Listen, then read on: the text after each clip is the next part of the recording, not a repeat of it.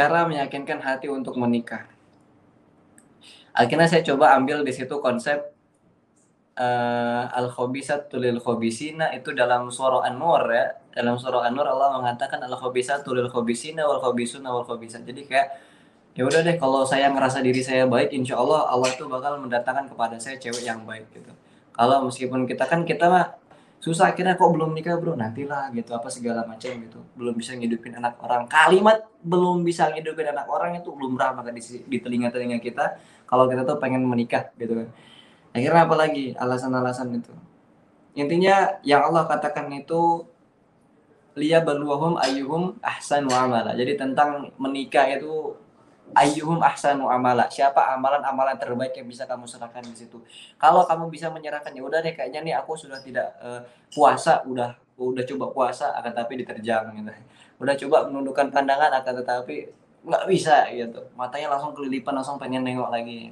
Kalau udah kayak gitu ya udah deh. Kalau tazawwaj maka cara pertama, maka cara yang paling ampuh ketika kita pengen menjaga kemaluan dan pandangan kita gitu ya, namanya adalah falyatazawwaj. Jadi intinya adalah jangan tentang siapa yang paling cepat, jangan tentang siapa yang paling mewah nanti pernikahannya, jangan tentang siapa nanti yang paling cantik istrinya gitu, bukan ya, atau yang paling ganteng suaminya, bukan itu nomor kesekian dan kesekian.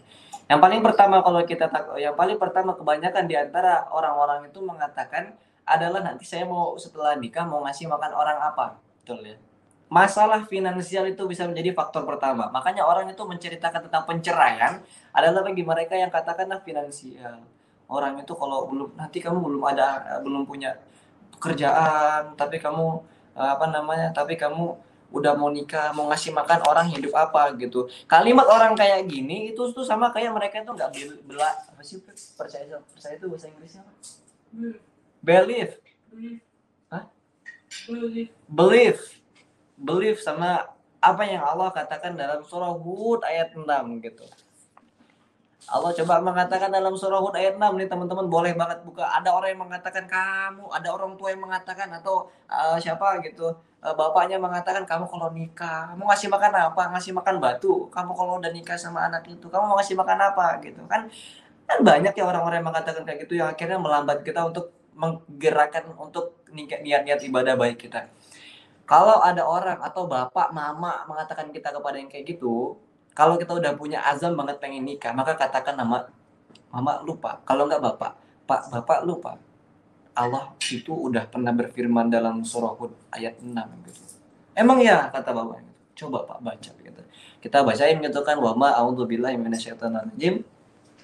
Wa ma min dabbatin fil ardi illa 'alallahi rizquha wa ya'lamu mustaqarraha wa mustawda'aha kullun fi kitabin mubin. Jadi Allah apa yang Allah katakan ini, kalau kata orang tuanya kan yakin. Allah mengatakan di sini dan tidak ada satupun makhluk bergerak, intinya itu bernyawa di bumi ini melainkan semuanya dijamin oleh Allah. Jadi illa 'alallahi rizquha, dijamin oleh Allah itu rezekinya, Pak. Ular yang melatak yang nggak punya kaki, Pak.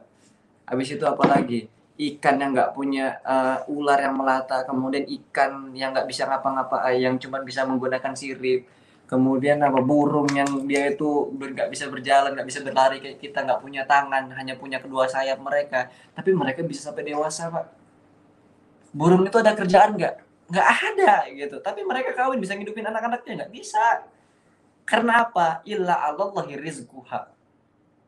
Allah tuh udah ngejamin rezeki dari setiap orang-orangnya tuh, nggak mungkin Allah menelantarkan orang-orang dalam keadaan kelaparan tuh nggak mungkin. Kita katakan lagi apa? Singa itu kerja nggak gitu? Dia kerja di kantoran nggak gitu? Dia kerja di apa segala macam enggak gitu? Tapi bapaknya nggak pernah mengatakan kamu mau nikah, nanti mau makan apa anak kamu.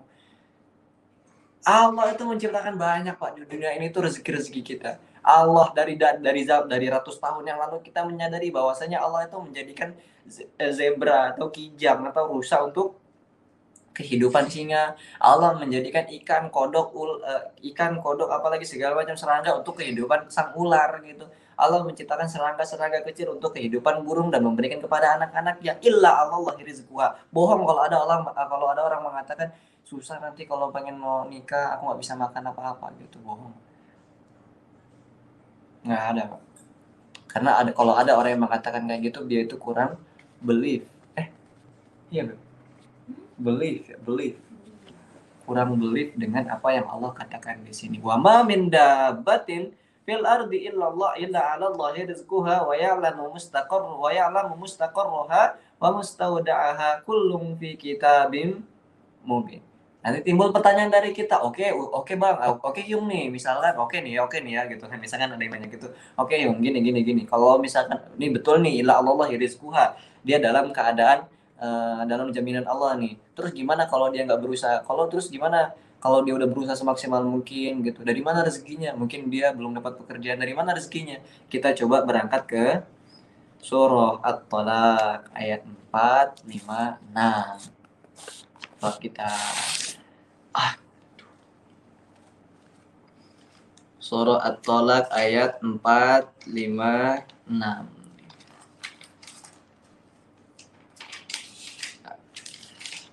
Ini mah kita ngambil angle-angle dari Quran dulu ya, baru kita ngambil angle-angle dari saya. Kalau angle-angle dari saya mah enak gitu, pengalaman bacanya.